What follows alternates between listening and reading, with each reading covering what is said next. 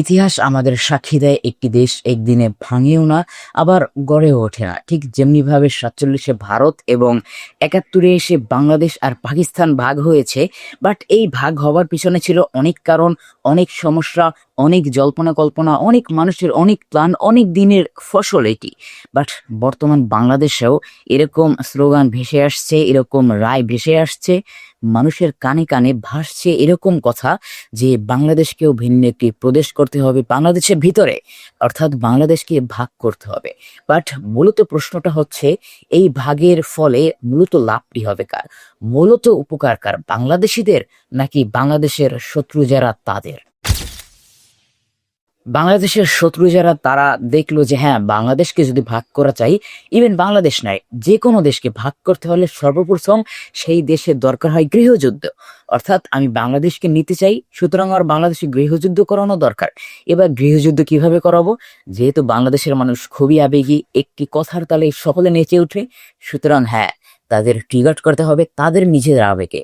অর্থাৎ তার আবেগে নাড়া দিলেই পুরো বাংলাদেশ আমার দখলে। বাংলাদেশের শত্রুর ভাবনা, শত্রুর চিন্তা ঠিক এই জিনিসটাই, এটা ভেবেই সে কি করলো, যে মেইন আবেগের জায়গা, অর্থাৎ যে মেইন বিষয়, তাদের ধর্মে লাগিয়ে দিল। অর্থাৎ হ্যাঁ, মূর্তি নিয়ে পুরো অস্থিতিশীল একটা পরিবেশ বাংলাদেশে ঘটিয়ে দিল, যার ফলশ্রুতিতে কি হলো, যারা আমার হিন্দু ভাইয়েরা তারা কি বলতেছে যে হ্যাঁ, আমি চাই বাংলাদেশকে ভিন্ন একটি প্রদেশ গড়তে, শুধুমাত্র হিন্দুদের জন্য।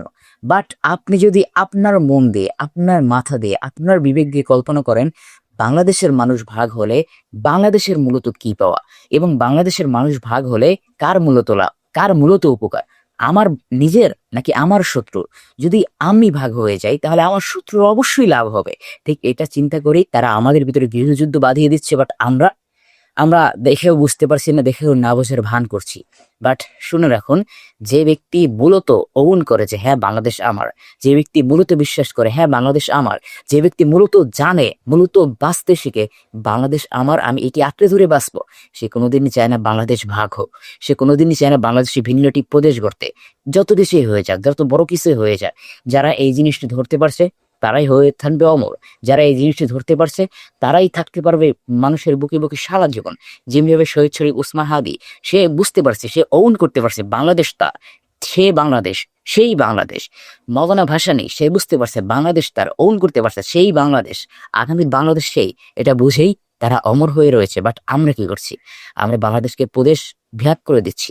মনে আছে কিনা আপনার, 1 নভেম্বর 2023 সালে কি হলো? ভারত বাংলাদেশের সাথে একটি চুক্তি করলো, বাংলাদেশের ভিতর দিয়ে তারা রেলওয়ে নিয়ে যাবে। বাট এর ফলশ্রুতিতে বাংলাদেশ ধীরে ধীরে উত্তাল হয়ে গেল। মানুষগুলো বুঝতে পারলো যে না, এর ফলশ্রুতিতে বাংলাদেশ আমাদের কাছ থেকে হাতছাড়া হয়ে যাবে, বাংলাদেশ আর আমার থাকবে না। সেটা বুঝে বাংলাদেশ উত্তাল হয়ে গেল, ফলটি আর কার্যকর হলো না। যাতে কি হলো, মানুষের একাত্মবোধ, মানুষের ঐক্য, এই ঐক্যের কারণেই জিনিসটা বাদ হয়েছিল। অর্থাৎ বাংলাদেশ সেখান থেকে সুরক্ষিত পেয়েছে শুধুমাত্র মানুষের ঐক্যের কারণে। আর আজ সেই মানুষের ঐক্যটুকু নেই। আপনার লাভ নাকি তার লাভ? যে আমার শত্রু, যে তার শত্রু, যে সকলের শত্রু, যে বাংলাদেশের শত্রু, অবশ্যই তার লাভ হবে যদি বাংলাদেশ ভাগ হয়। কারণ তুমি ভাগ হয়েছো, এবার তোমাকে মারতে আমার সুবিধা হবে। তুমি ভাগ হয়েছো, তোমাকে আমার পার তলায় পিষে ফেলতে খুবই সুবিধা হবে। এটাই স্বাভাবিক। যদি আমরা সকলে একত্র থাকতে পারি, যদি আমরা সকলে এই ভাবনা নিয়ে চলতে পারি, বাংলাদেশ আমার, আমিই বাংলাদেশ, তাহলেই আমি বাংলাদেশ আগেই নিয়ে যেতে পারবো। এই যে বলে হ্যাঁ ভাই, বাংলাদেশ আগাচ্ছে না, বাংলাদেশ কিভাবে আগাবে? বাঙালির তো খুবই আবেগ বেশি, বাঙালির তো খুবই আবেগ বেশি, যার কারণে বাংলাদেশ আর আগাতেও পারছে না। বাংলাদেশ ভাগের দিকে ধীরে ধীরে সেদিকেই চলে যাচ্ছে। যেদিন থেকে আমরা ঐক্য হতে পারবো, যেদিন থেকে হ্যাঁ ভাই আমি তুমি সকলেই এক, যাই হয়ে যায় বাংলাদেশকে আমি নিজের করে রাখবো, আমি বাংলাদেশ, এটা যেদিন থেকে অন করতে পারবো আমরা, সেদিন থেকেই কিছু হবে, সেদিন থেকেই আমরা পারবো, সেদিন থেকেই বাংলাদেশ ধীরে ধীরে আগাতে শুরু করবে।